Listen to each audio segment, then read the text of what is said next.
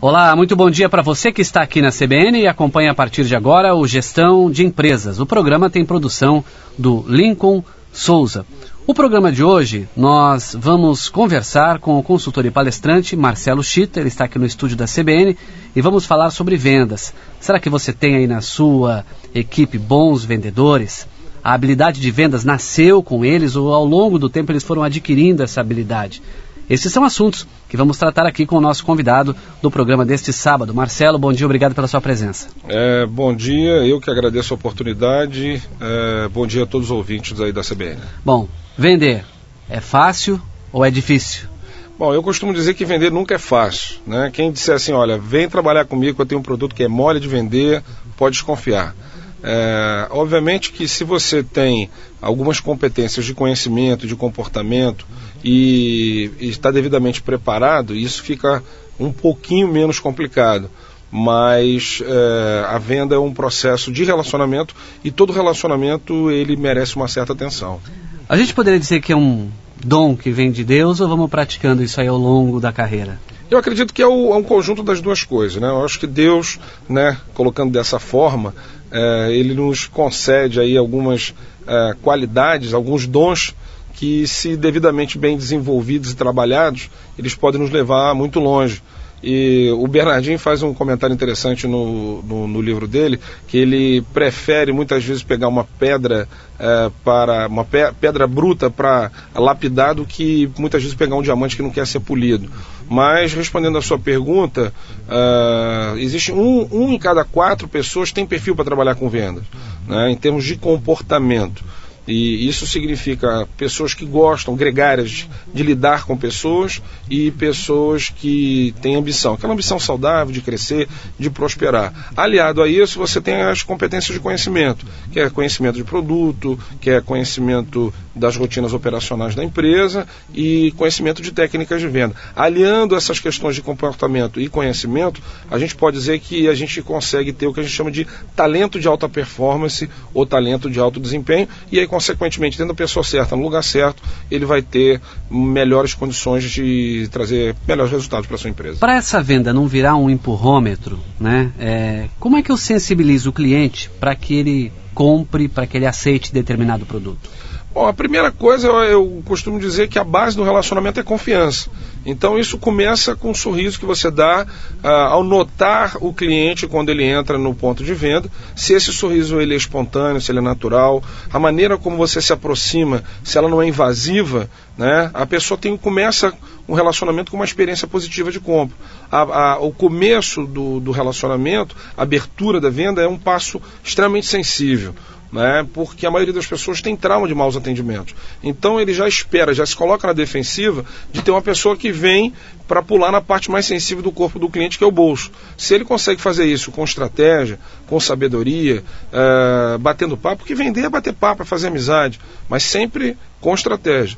Ele vai quebrar essa resistência inicial e, a partir daí, ele vai fazer um trabalho de investigação, levantamento de necessidades, e se ele conseguir prestar atenção, ouvir aquilo que o cliente tem a dizer, e ele estiver preparado dentro do conhecimento que ele tem do produto e poder auxiliar esse cliente e satisfazer as necessidades dele, ele vai conquistar a confiança. Conquistando a confiança, esse cliente volta para comprar mais, indica outras pessoas, e aí você tem o que a gente chama de relacionamento de longo prazo. É o que a gente chama de venda repetida. Esse é o segredo do varejo.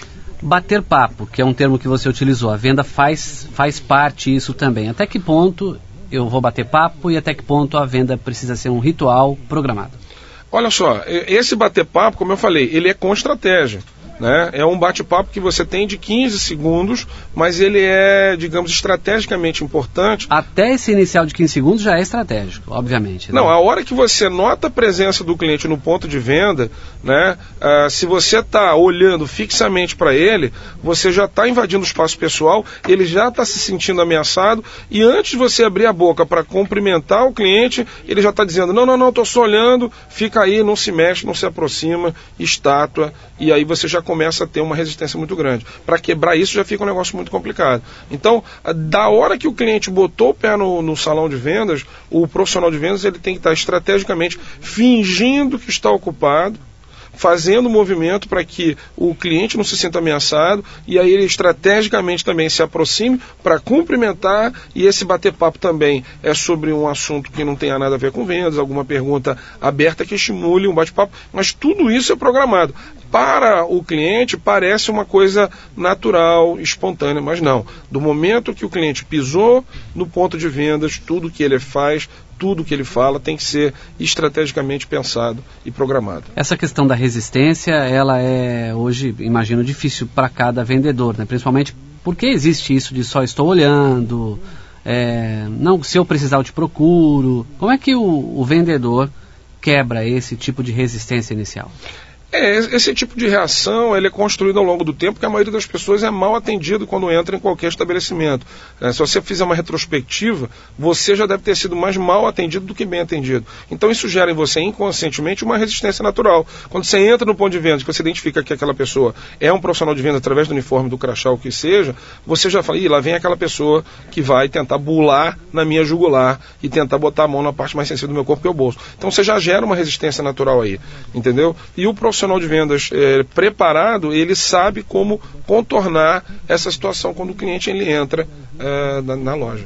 Perfeito. Bom, o nosso convidado do programa deste sábado é o palestrante e consultor Marcelo Chita. O nosso assunto aqui, vendas. A gente vai para o primeiro intervalo comercial, voltamos em instantes. Lembrando que você pode acessar essa entrevista novamente no site da CBN, cbnmaringá.com.br. Vá lá no ícone Gestão de Empresas, você pode ouvir novamente, tirar lá suas dúvidas sobre o tema tratado no programa deste sábado. Você pode também acessar o meu blog, fazer lá os seus comentários. A entrevista também fica linkada lá no odiario.com/blogs/Marçal Siqueira, sempre sem cedilha.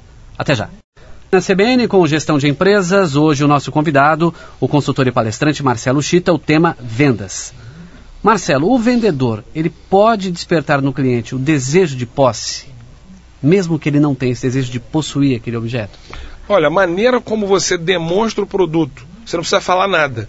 A maneira como você pega no produto, se você demonstrar aquele rapaz que vem lá no barzinho, ou na feira mesmo, o seu Manel, quando ele dá pra gente um pedaço de laranja para experimentar, naquele momento ali, a gente fica meio que na obrigação de comprar o produto, né? Então, experimentar o produto faz com que o cliente se sinta desejoso, vamos assim dizer, de adquirir aquele produto.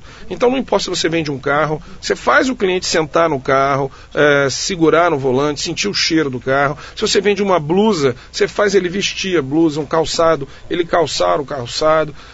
Enfim, quando você faz o cliente tocar, sentir, cheirar, sentar, você desperta nele determinados sentimentos e emoções que faz com que ele já pense que ele já é dono.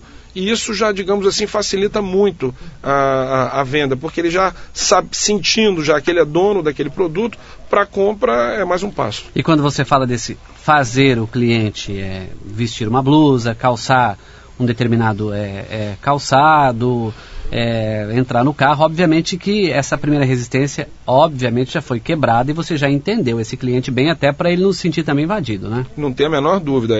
Essa é uma etapa que a gente só faz depois que a gente faz um levantamento precioso, mas porém não exaustivo, de sondagem, com perguntas inteligentes, poucas perguntas, mas perguntas reveladoras, que vão extrair do cliente informações sobre as reais necessidades dele. E na medida que você tem isso bem claro, aí sim você parte para a solução. É a hora que você vai demonstrar o seu produto, apresentando as características, os benefícios, mas principalmente envolvendo ele, né, sinestesicamente falando, de maneira que você possa despertar todos esses sentidos, e na medida que ele já se sente dono, pronto, fica fácil, ou pelo menos já estamos aí numa etapa aí já de quase 90% para o fechamento. Essa questão de fidelizar cliente, obviamente não é o papel só do vendedor, né? Às vezes o vendedor age muito bem, mas a estrutura onde ele atua não é boa para a fidelização.